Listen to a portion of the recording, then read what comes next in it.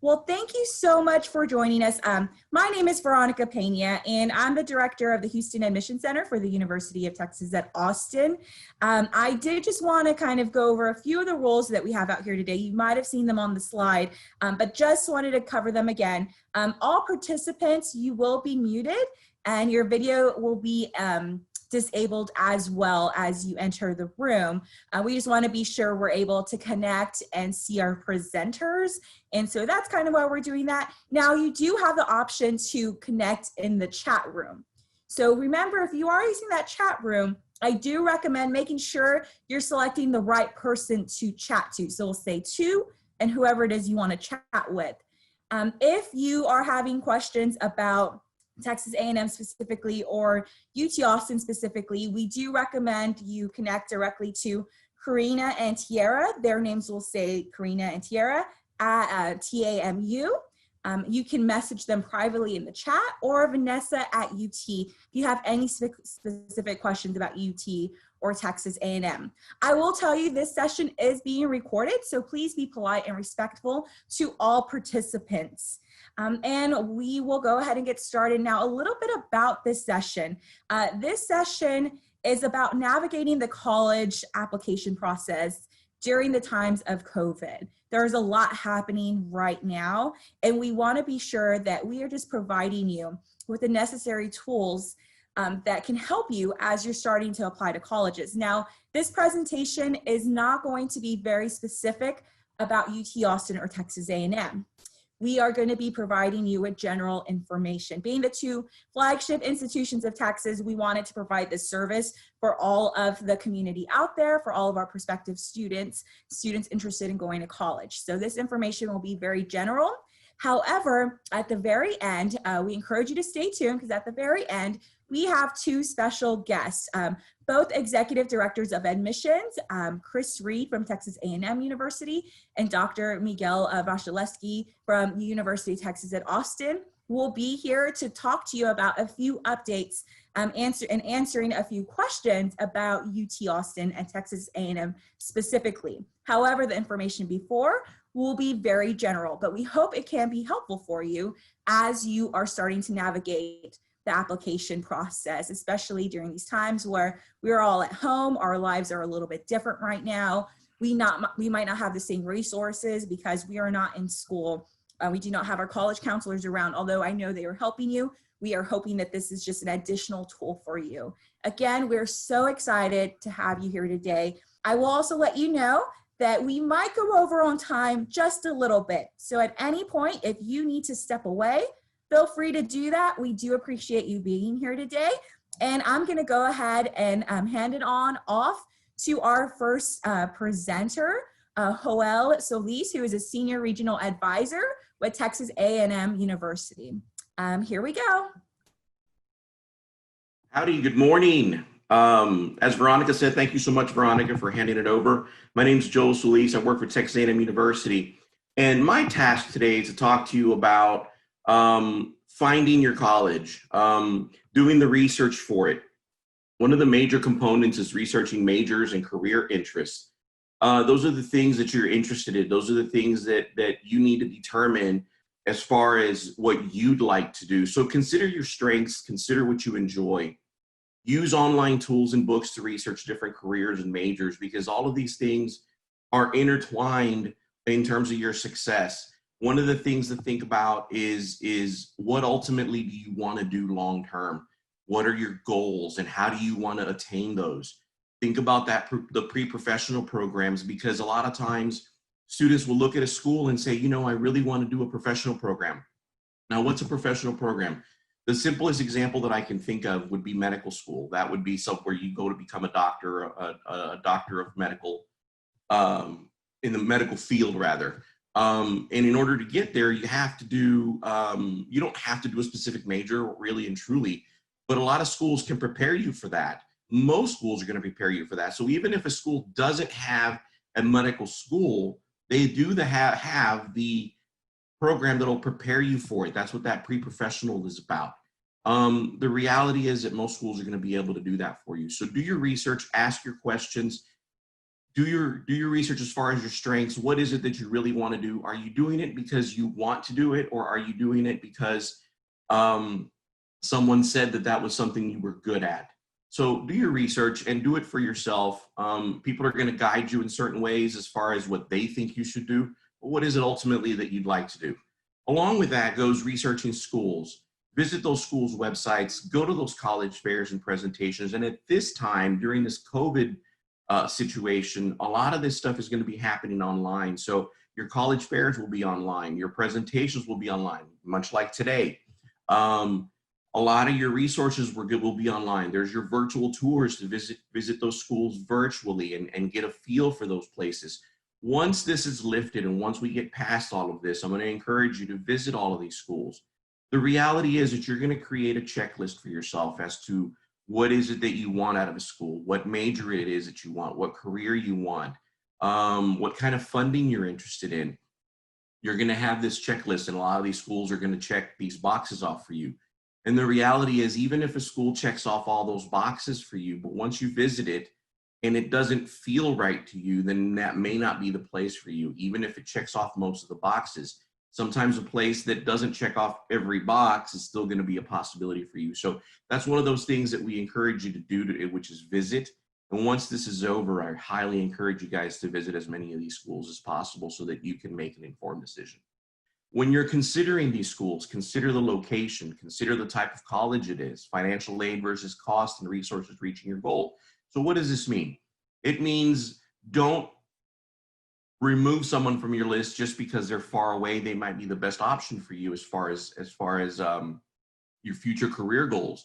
The type of college, you have some liberal arts colleges, you have major large in-state schools, you've got private schools, you've got all kinds of different types. Your financial aid versus cost. What is it that they're offering you to offset that bottom line cost? Don't get caught up in the minutia of, well, this one offered me the most money. Okay, great. But what is the actual cost going to be out of pocket? And is that something that's feasible for you? So those are the things to consider. And ask questions again when you go to these sessions. Ask the questions. How is this going to work for me? A lot of these things are very personalized, so be aware of that. Use College Board, Big Future, use the College Greenlight, CapEx, do the research on the schools, the majors, the locations, the cost. All those things are going to be available to you, so don't shy away from asking those questions. And then, of course, sign up for the university email or mailing list so that we can have that constant communication with you. This will let you know, hey, campus is open for a visit, or major specific, we've got an engineering event coming up, or we have a visit opportunity, we have an open house. This is how you stay in touch with us.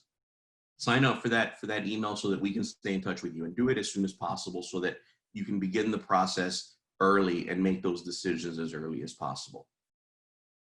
Finding your college continued. Remember, there's different types of colleges and universities. We have in-state public schools that get their funding from the state. Most of our costs are going to be very similar, simply because the state determines what it is that we can charge for and how much of it. Now, there's going to be variation to a degree depending on where the school is located. Is it going to cost you more to travel there? Is it going to cost you more to live there? Those are the things to think about. But as far as your tuition and fees, if it's an in-state public school, we're all pretty much the same as far as that's concerned. So do your research, visit those places. Then you have your private schools. Those are their own entity that fund themselves based on alumni monies and other ways that they do it, but those are different institutions. Then you have your out-of-state public schools where you have to take into consideration the distance, and you have to take into consideration the out-of-state tuition, the out-of-state tuition. So again, in-state public schools like us in UT, private schools as an example would be Baylor or SMU, and out-of-state public would be maybe an LSU in Oklahoma, something like that.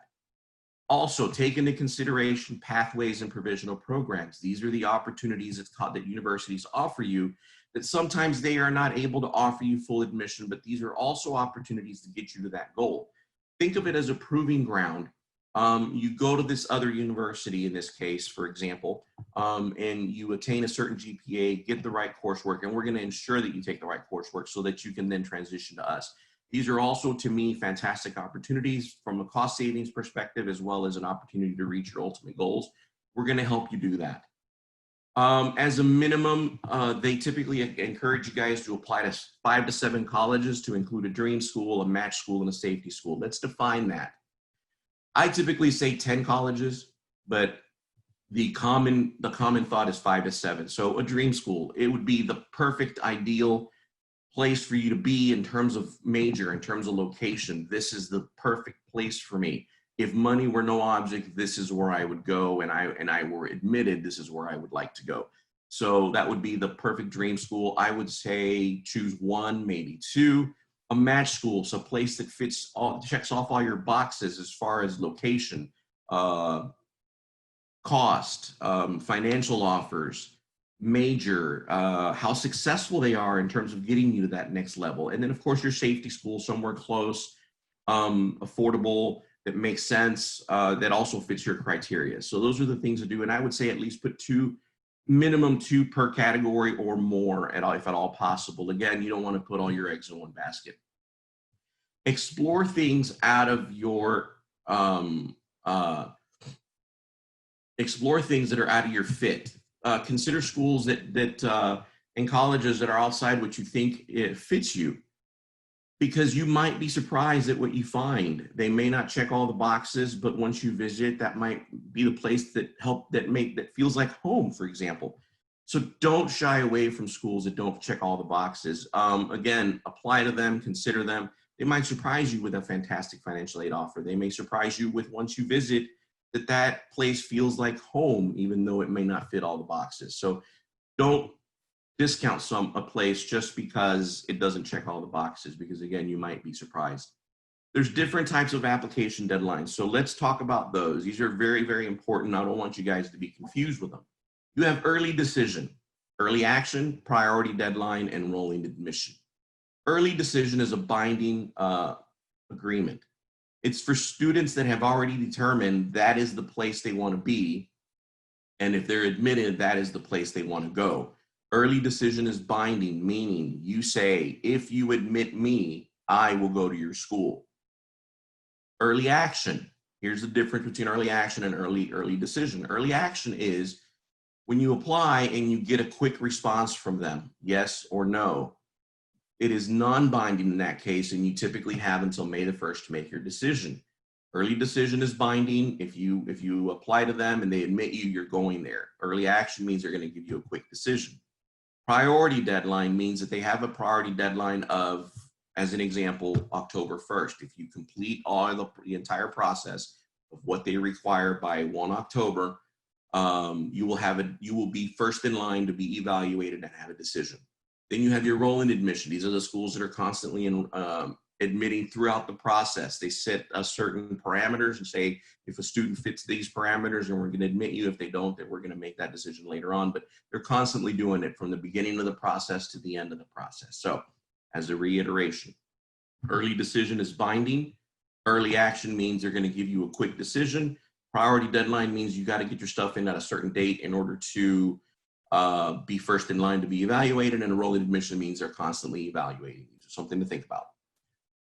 Create a senior timeline, guys. This is so important. One of the major things to think about is that you're going to need to start the application processes. So May to July, work on your essays and compile your resume. Take virtual tours and apply for scholarships. This is key. This is so important for y'all. One of the things that we didn't talk about originally is you needed to have started documenting things from your freshman year to now, as in, what have I been involved in? What have I done? How much time have I dedicated to it? What is it called? How many community service hours do I have? A lot of these things you should have been tracking to simplify the process as far as the creation of your resume and, of course, writing those essays. Late July to early August, finalize your college search. Have that list of at least 5 to 7 schools that you're going to be applying to. August to all of August, start your college admission, start your college applications. In my opinion, start and complete, just so that you can do it before school starts. Don't delay the process, because the longer you wait, obviously the harder it's going to get, because the busier you're going to get. August to September, take your SAT or ACT for the 2nd or 3rd time, or if you've not taken it already. If you haven't taken it already, guys, there's no reason for that. You should have already done it. your counselors have been on you, your parents have been on you about it. So at this point, you should be taking it a second or a third time. Obviously, during this COVID situation, I think it's acceptable, but this is really the only exception to the rule, in my humble opinion. Late September, early October, complete your college applications, apply for on-campus housing, and for colleges you are admitted to. This is when you start making these decisions, guys. So if you did everything else from May to August, you should be having your decisions now so that you can start making these other arrangements ahead of time. October 1st, this is when the FAFSA and the TASFA opens, the free application for federal student aid, and then the Texas one. Look for workshops offered at your school. So very, very important to get started with this process so that we can start making our financial aid offers in the spring. October to December, last chance to late October, visit college campuses. Because of the current situation, we probably aren't going to have our campuses open until about October so that you can come in and visit. But this is the time that you can start doing it. If it opens any sooner, it is imperative that you get on that email list so that we can convey to you, hey, it's time. We've started opening. So something to think about. October to December, last chance to retake your SAT or ACT so that we can qualify you for admission. So be aware of that. November, college visits and checking admissions portals. Hugely important. This is when most decisions are going out. And of course, this continues your college search and your college visits at this point. March to April, review your admissions and financial aid offers. This is essentially when we start awarding and you can start making more concrete decisions as to where you're going. Remember, you have until May 1st to commit. Make any last minute campus visits, because once you get these offers, again, that surprise, you might want to visit that place that made that fantastic offer where it's going to be a small amount as far as the out of pocket for you. And of course, May 1st is when you finally commit to the school of your choice. Something hugely important that should not be taken lightly. So thank you for your time. At this point, I'm going to hand it over to Rudy Moya, who will talk about the financial process. I appreciate y'all very much. My name is Rudy Moya, an admissions counselor with the University of Texas at Austin. And we're going to be kind of transitioning gears now and kind of discussing about the financial fit. This is something that's often overlooked in your university search and is a crucial part to be considered. So some of the questions that y'all can be asking yourselves is, what is the FAFSA? So like Joel said, which is a free application for federal student aid. There's also, what is the TASFA, which is a Texas application for student financial aid that is available as well. Another question is, will I be paying in-state or out-of-state tuition? So of course, if you are a Texas resident and you are looking at those in-state public schools, you'll be paying that in-state tuition price. If you're thinking more of those out-of-state schools as well, see whether they do have that out-of-state tuition, which may be a little bit higher than in-state tuition, and those kinds of things, because that should be considered a part of your process. Another thing is, what kind of expenses will I accumulate while you're in college? This could range from transportation expenses, whether you're bringing a vehicle, if you are parking. This could also relate to the books, depending on what courses that you specifically have. Miscellaneous expenses as well that we like to call at the university level, which can range from stuff that you already buy now that don't actually think of. And then what kind of aid will also be available to me? We'll kind of go about this in a little bit greater detail within that next slide, but that could be grants, scholarships, and other kinds of financial aid or even loans. Another question is, have I been completing scholarship applications? And again, I'll talk about that in a little bit more detail in the next slide. And the last one is, what can I do to invest in my future? All right, so kind of talking about that FAFSA and TASFA application, both of those will actually become available October 1st. And so with the FAFSA, this may be a requirement for most of your high schools in order to graduate, in order to complete. But by completing the FAFSA or the TASFA, this will allow each of the institutions that you are thinking of attending or may have already been admitted to be able to award you a financial aid package, and maybe even requirements for certain scholarship programs, consideration, and that kind of thing. To submit the FAFSA, you will need to create an FSA ID, and you will also need to create a separate FSA ID for your parents as well. If you do have any siblings that are older than you and are already in college, or maybe have just finished, you might want to check with your parents and see if they might have already created that FSA ID, and there are some retrieval tools that they would be able to help get that back if they may have forgotten what their password is, and those kinds of things. Now with the TASFA application, this is for our non-citizen Texas residents, and you would be able to get that application directly from the school's financial aid websites that you might be interested in attending, or maybe even your college counselor or your guidance department in your high school will have that application available. Again, these do open October 1st now, and we'll go based off your parents' 2019 tax information, which the tax deadline actually just passed on July 15th. So make sure that they keep those W-2s, those 1040s, and all that tax documentation readily available because they will be needing it pretty soon. That priority deadlines will vary based off of each institution, and what it means to meet this priority deadline is that if you do meet or submit the application by this deadline, that will allow you to be considered for the max aid based on what you may qualify for. Again, each of these deadlines vary, but we do recommend that you complete the FAFSA or TASFA by January. But make sure that you stay on top of each of those deadlines, because for most of the priority deadlines, it is not a submission by date, it is a fully processed by date. And if you do submit the FAFSA, it does have to go from the Department of Education to your specific school's interest financial aid website and department, so make sure that you are submitting those appropriately. Kind of talking about the various types of financial aid. Of course, there is grants, which is that free money that you may have heard of, like Pell Grants and things like that. This is money that will not have to be paid back.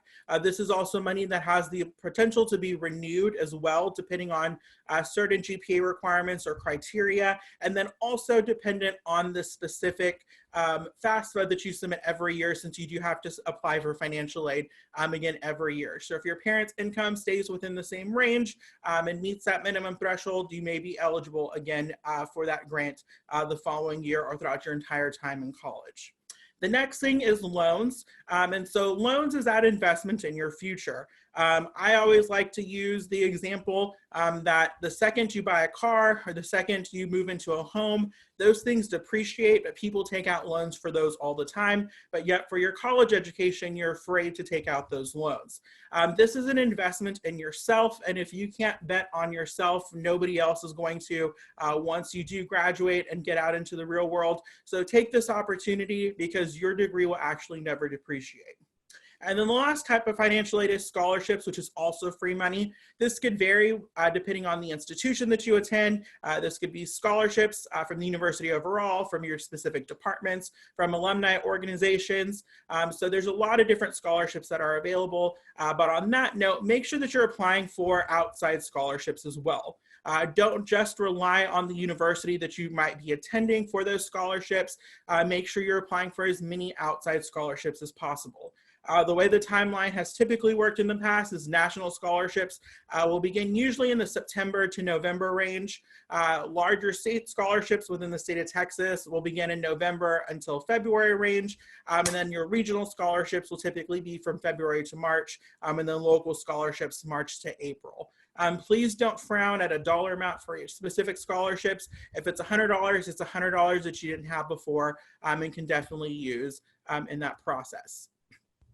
Make sure that you, after you do submit your FAFSA or TASFA application, that you do review the financial aid portals. These are online portals that each institution will grant you access to, and it's a major communication tool for these colleges and universities that you might be interested in attending.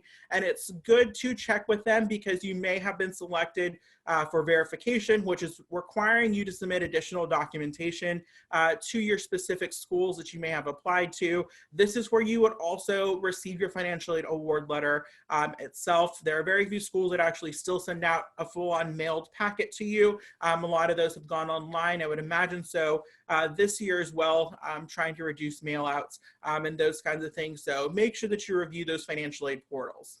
And then lastly, with Financial Fit, please be patient with the financial aid process. Each school has a different timeline. Like I mentioned earlier, with the FAFSA, it normally takes 7 to 14 business days to get processed after you submit it to the Department of Education. So make sure that you're patient with that process, since it does take a little bit more time than maybe even your admissions decision. kind of talking about some additional financial resources. A good general resource available for everyone is collegeforalltexans.com. And so with College for All Texans, this provides additional information on grants, scholarships, interest rates, as well as loans. It also has information on military exemptions and waivers like the Hazelwood Act. So it's a really good resource for you to be able to go and use and get additional information or kind of get that background.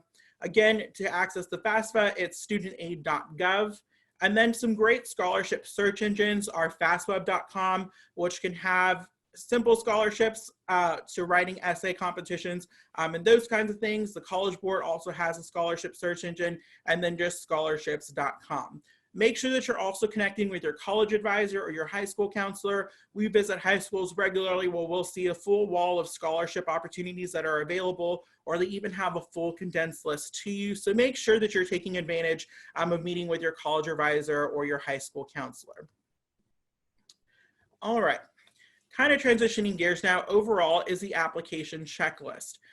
First would be the application platforms. Make sure that you are paying attention to the different applications that your specific college or school that you're interested in applying to will accept.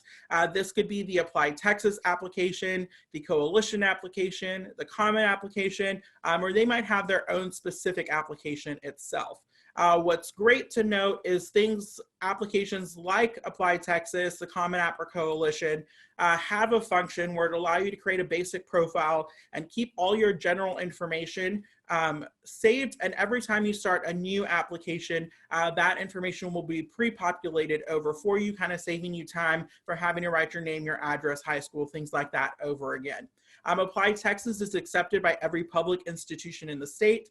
The Coalition is accepted by about 14 schools in the state of Texas and has about over 160 member institutions overall.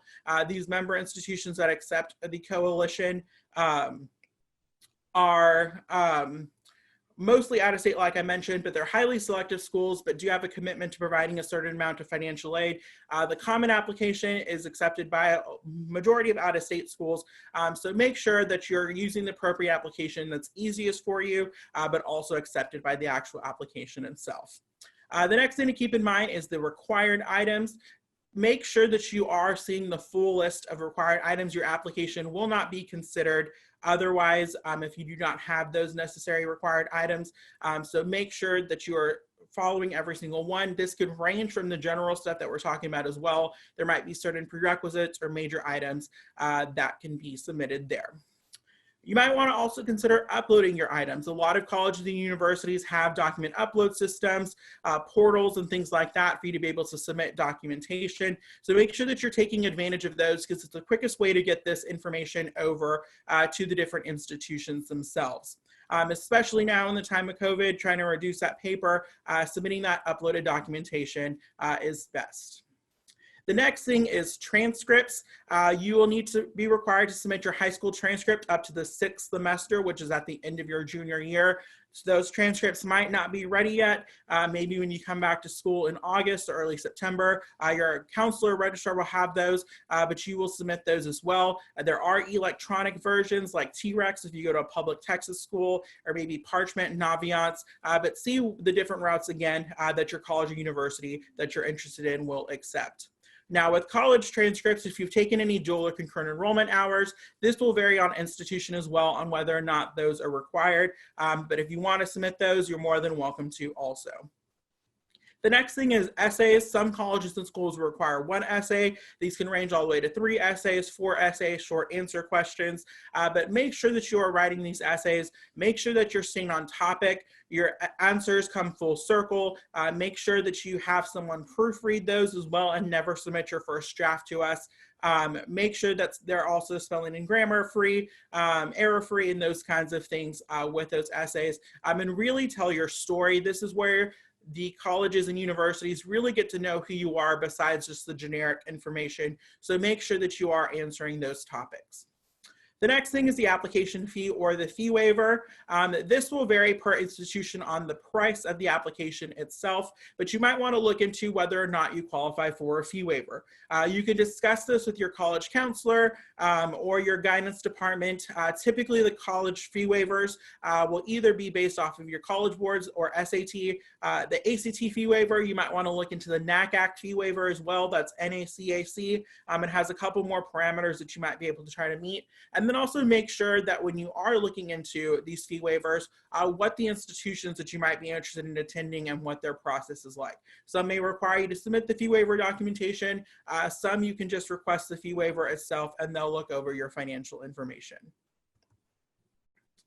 All right, application checklist continued. Another thing is resume. And so with that resume, this would be in addition to what you've already submitted on the actual application itself. And so this would be an expanded resume. And like Joel said, this should start the summer before your freshman year, if not your freshman year, and continue all the way up until the point that you are on the application process or could even foresee into this upcoming spring semester as well if you are submitting this in the fall.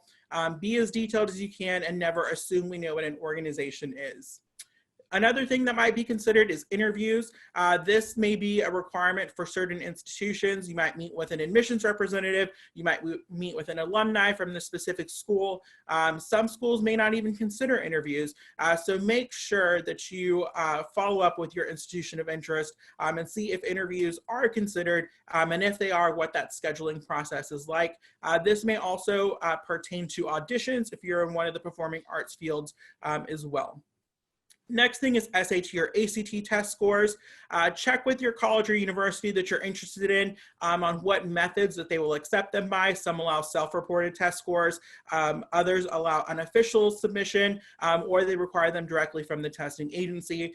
With the current COVID situation, some schools have gone test optional, test not required, or some are still requiring those for admission or even for scholarship purposes. So make sure that you double check with the institution that you're interested in applying to on how they are navigating the test scores at this time. And then the last thing with the application checklist is letters recommendation. Some schools will accept these, others will not. Some will set a limit, like no more than 2. But make sure that you are asking people that truly know you. Don't necessarily ask someone based off of their title. What typically with these letters recommendation, they want someone that knows you more than just the generic stuff on your resume, because we're getting that in another part. So we want someone that can truly speak to your character. Basically, anybody is fair game for the exception of your immediate family, because they should speak highly of y'all. So if you have any work experience, maybe asking your supervisor, if you're a part of your church youth group, asking your youth leader, things like that, or maybe even it might have to be required to come from your math teacher if you're applying to a computer science program. And things like that. So make sure that if they do accept letters of recommendation, how many they accept, and if they do have to come from a specific person. And then the last is talking about the virtual game plans that are available. As we mentioned, a lot of our stuff has moved to virtuals. So some of the things that we are offering at UT and at A&M are virtual prospective student information sessions that are available daily. We're also offering these sessions in Espanol as well for the students that may need that Spanish presentation, maybe some parents as well. There's also virtual campus tours that are provided by current students to where they will take you to some high points of interest on campus, of course over Zoom as well, show you some pictures. And then there might actually also be some information sessions offered by your specific colleges or schools and academic colleges or schools at that specific institution themselves, specific to that program. And then also we're offering one-on-one appointments with admissions counselors that you'd be able to schedule and meet with an admissions counselor at either one of our respective institutions. But to get more information on these, you can visit our websites, admissions.utexas.edu/visit, and then admissions.tam.edu/resources. But at this time, I'm going to hand it over to Veronica. Thank y'all. Thanks so much, Rudy and Joelle, for sharing all of that information just about how we can start preparing for these applications and keeping in mind COVID-19 and things that we can do instead, from thinking outside of the box when it comes to that resume and thinking about all of the different universities that you are possibly looking at, and really diving into each one to kind of determine what is going to be specific for their institution But we definitely appreciate you all being here today. And thank you again, Rudy and Joelle, for that information. Now we are going to turn it over to our two executive directors of admissions from Texas A&M and UT Austin. A little bit about them. Chris Reed, he is the executive director of admissions for Texas A&M University. He began in April of 2020 after serving the role of interim executive director of admissions, which he had been doing since July of 2019. Chris began his career at Texas A&M Corpus Christi while working nights in the recruitment call center, where he discovered a calling to higher education that he has followed ever since. With over 18 plus years, Chris's journey has taken him through numerous roles in undergraduate admissions, as a director of MBA admissions, and even an IT role along the way. Regardless of the job title, Chris's passion has always been to positively impact student experiences and opportunities. He feels truly blessed to get to do what he does for a living every day. Chris is originally from Uvalde, Texas, and earned a Bachelor of Arts degree in Communications, Public Relations from Texas A&M Corpus Christi, along with a Master of Education in Educational Administration from Texas A&M University. And then from the University of Texas at Austin, we have Dr. Miguel Vazalewski. He is the Executive Director of Admissions at the University of Texas at Austin. He joined the Office of Admissions after spending over 20 years in the UT Office of Financial Aid.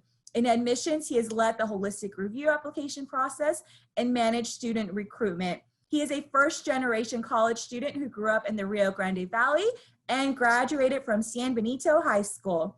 He earned all 3 degrees from the University of Texas at Austin, so he is a true Longhorn. Chris, Dr. Vazalewski, welcome. And we have a few questions for you that we are gonna ask today. These questions we received from different students that were gonna be attending this session. Chris and Miguel, are we ready to go? Absolutely. Awesome. Okay, so one of the very first questions, and you two know I'm probably going to ask this, it's been on the minds of a lot of students and counselors, has been just going test optional, SAT, ACTs. I know Texas A&M and UT have both made a few changes recently, but do you have any words about just describing those changes and what students can look at for this incoming application cycle? Do you have a preference who goes first? If y'all want to play rock, paper, scissors, we can. I'm just joking. Chris, you go ahead and take it away. Sure. Well, I'm trying to pay attention. I'm also horrified by my front lighting. I've got to come up with a better place to sit and do these. I feel like I'm glowing, but we'll deal with that. To the point. So yeah, test optional. So this is one of those things that we've been asked about for months now with everything going on with COVID. And in the end, what we've kind of tried to explain is it was just the right decision to make. We've heard from the ACT and the SAT that their ability to expand in-person offerings has just been limited and in fact restricted in most cases. And their plans to create an online option just wasn't there. So there are going to be students, especially in the major metro areas, who just don't have the opportunity to take the test again. And that was something that we felt like we couldn't in good conscience penalize a student for. What I will say is that if you do, it is test optional. So if you do have scores, you should absolutely send them. And if you have a chance to take the test, you should take it. It can only help your application file. It can only tell us more, and it can only improve your chances. We recognize that, students, especially even those students who do get a chance to maybe take it once, won't get to take it several times like they would have in years past. So we recognize the score you provide may not be the score you're capable of. But again, I would highly recommend, if you have scores, send them to us. If you have the ability to take it, take it. But if you don't stress over it. We're going to be looking at things like your academic rigor, like we always have. We want to see that you've taken the strongest set of courses possible, that you focused on advanced courses when you can, and then you look for those academic opportunities even outside of the classroom via extracurricular activities, research projects, work experience, things of that nature. Awesome. Miguel, anything you would like to add? Sure. Well, good morning, everybody, and thank you so much for joining in, giving us the opportunity to speak with you. You'll notice throughout the number of questions that Chris and I answer are going to be pretty similar responses. We also made a decision at UT Austin that, based upon the testing availability that was out there, the right thing to do for the students of Texas and beyond was to make this a temporary suspension of this requirement. And so what we're doing is obviously not requiring it as part of the application, but students can submit that additional piece of information. I think it's important to consider it sort of like you would any unique piece of information that you provide within your application. The heart of the holistic review that happens is really sort of a consideration of all the information inside there. And what we're trying to do with holistic review is we're building up a case for why we should admit you. So nothing takes away from that adding into whether or not you should be admitted. What we're trying to do with things like standardized scores and transcripts and any sort of academic piece of information is determine, are you going to be successful at the institution that you're applying to? And so it's really a matter of looking at all of the information on there. If you're taking a test and you want to submit that score, it's completely fine to do that. The thing is that from UT Austin perspective, it's not an advantage or disadvantage to submit that piece of information. It's just another window into your performance and shows us a different element. Students that don't submit it will be looking at the transcript information, obviously, and any other information that's included in the application to make sure that when we admit you, that you're going to be a student that's going to be successful at UT Austin. Awesome. Thank you, too. Our next question is about visiting campus. Students are ready to visit campus, and I'm not quite sure if our universities are ready for them yet, but what are your thoughts on visiting campus? Will students be able to go to the visitor center for that, or is it simply doing kind of a self-guided tour? What are we looking at for this coming up, I guess, the rest of summer and into the fall? I'll take this one, and then I tell you what, Miguel, next time you get to answer the next question first, and we'll bounce that way. That's fine. So we do have limited tour opportunities available. We started accepting a very small number of students on July 1st, just based on local guidance and trying to keep that safe. In full transparency, it's not the campus tour that most students may expect. Many buildings are still closed. Many programs that students would want to tour through and meet with faculty, they aren't on campus, so it is definitely an abbreviated experience. So what I'll tell you is, especially, even outside of A&M and UT, definitely look at the school's websites. Everyone's pretty upfront about what their visit policies are right now.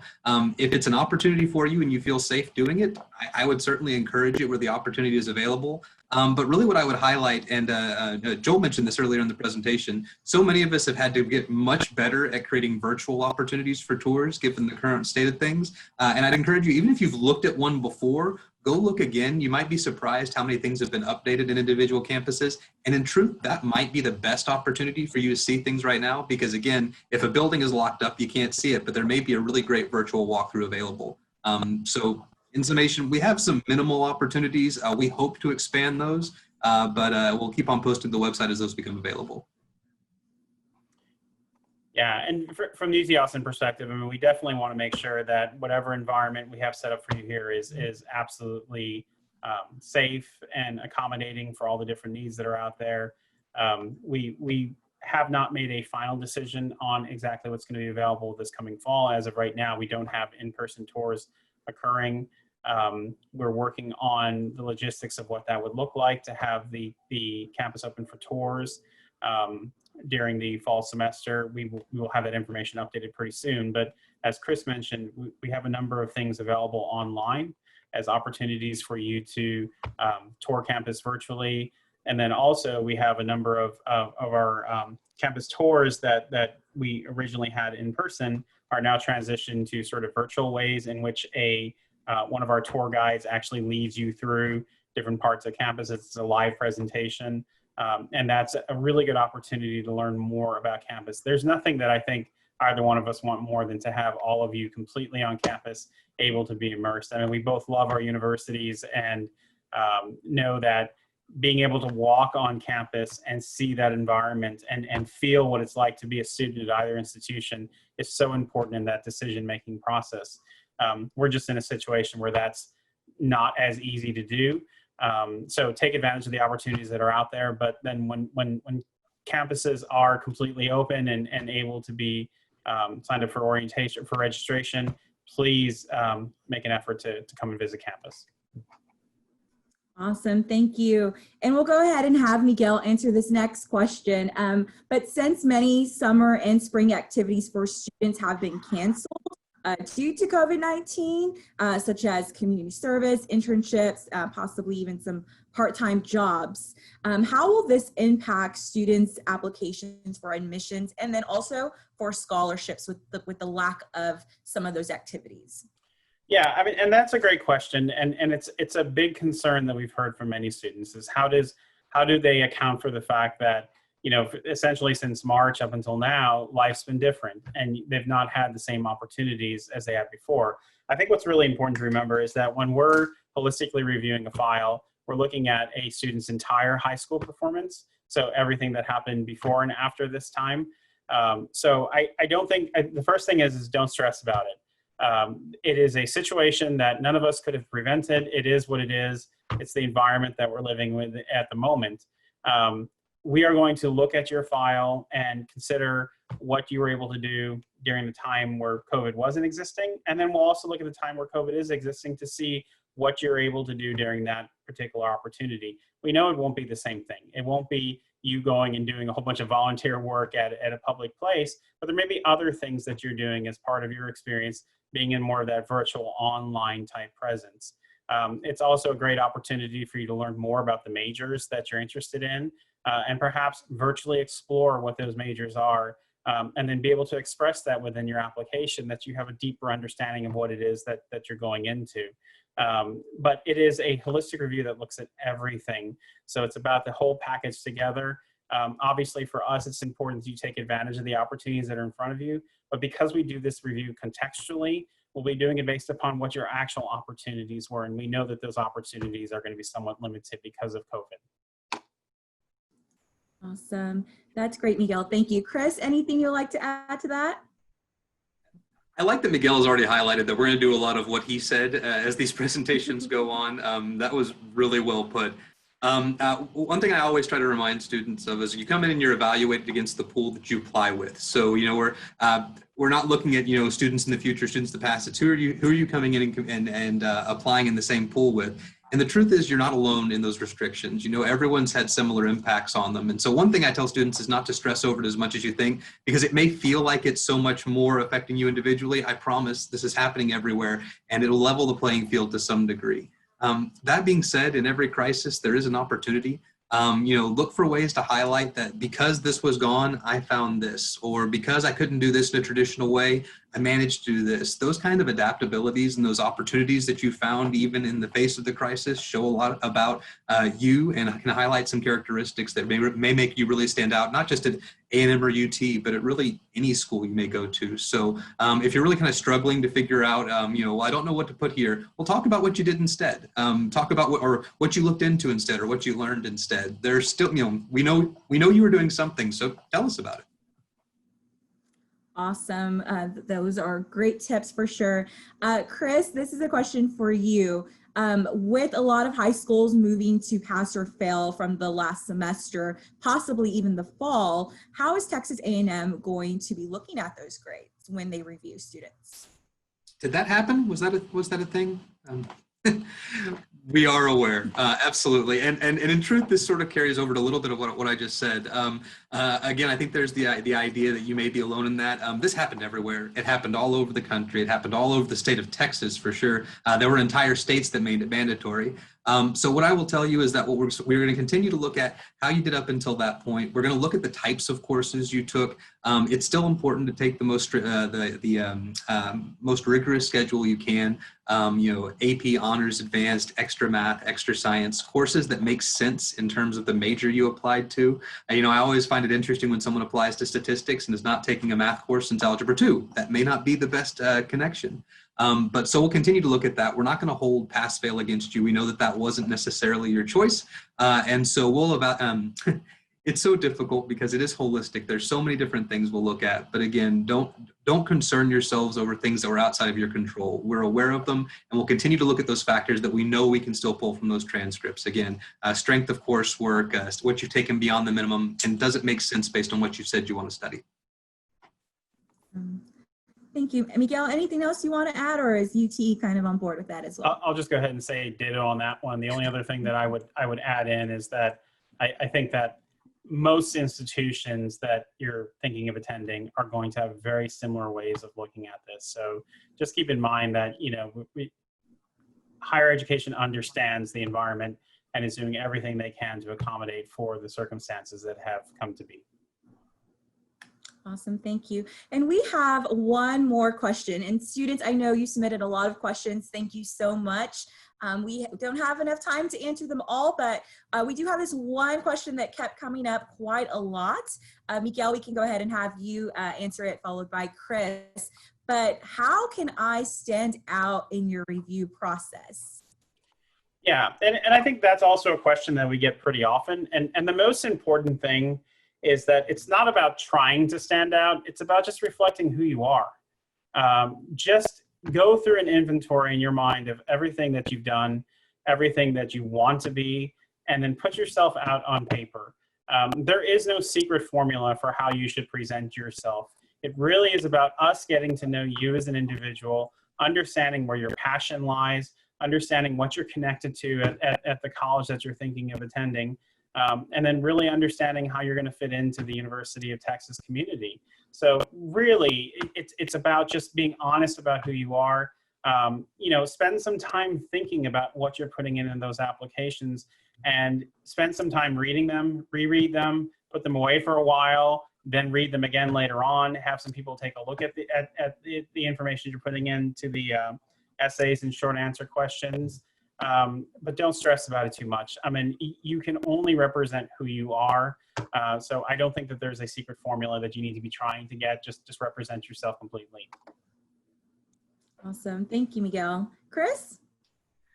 Absolutely. And yeah, this is probably the most common question that comes up. And what I will tell you is that one of the best pieces of advice, and I stole this from another recruiter from back in my traveling days, and I'm pretty open about that. You've probably been told your whole life that bragging is rude and obnoxious. This is the one time in your life that does not apply. Share everything. Tell us everything. Own your successes. I think a lot of students hedge on these applications thinking, well, I don't want to come off as being, arrogant or boastful. And quite frankly, this is the time where that is allowed. Tell us anything and everything. If you think it's not necessarily relevant, tell us anyway. Put that on us. Don't feel like you have to present a super clean package necessarily of, I only have 10 things I can highlight that I want them to know about. You know what? If you can come up with 20, tell me 20, and let us figure out what makes the most sense in terms of presenting the best you can. Miguel said something earlier that I love. When we go through applications, I think there's this perception that we're looking for reasons not to admit you, when it's completely the opposite. We are looking for reasons why you are admissible. And the more things you give us to look at, the better off we are. And so this is everything from listing every organization you've been in, whether or not you think we'll value them or not. And one of the tips I always like to give is make sure you highlight leadership in any of those. If you're in an organization and you didn't have a formal office role, but you led a project like the canned food drive for student council, tell us about it. That's still leadership. That's still a project that you led. And it just tells us one more aspect about what you did and how involved you were. Awesome. Well, Miguel and Chris, thank you so much for bringing your expertise to this Zoom info session. We definitely appreciate all that you all do. We know it's a lot of hard work, but thank you so much for doing it all. Students, this wraps up our Zoom info session on navigating the college application process through COVID-19 era. You'll see right here on the slide, our contact information. Reach out to us if you have specific questions about Texas A&M University or the University of Texas at Austin. Our admissions counselors are here to help you through this process. We appreciate you being here. Again, reach out to us, and we look forward to hopefully seeing you this fall. Have a great one, everyone.